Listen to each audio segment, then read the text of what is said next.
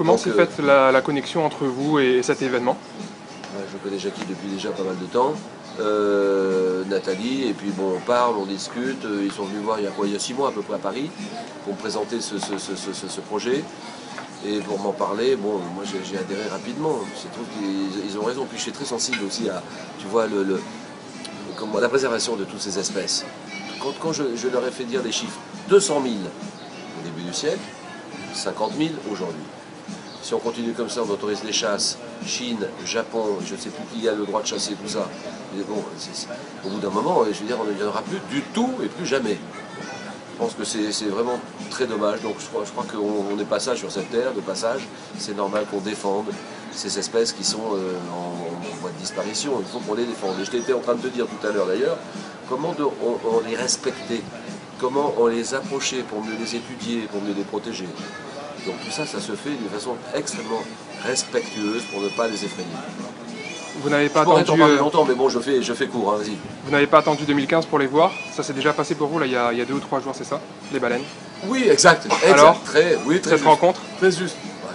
Quand tu arrives de Paris, tu sais où il se passe plein de choses à Paris, tu as un foisonnement, ou la Côte d'Azur, où il n'y a pas de baleines. Eh bien, bon, ça te fait un choc. J'étais pas plutôt descendu depuis 3 heures du petit petit aérodrome de Sainte-Marie.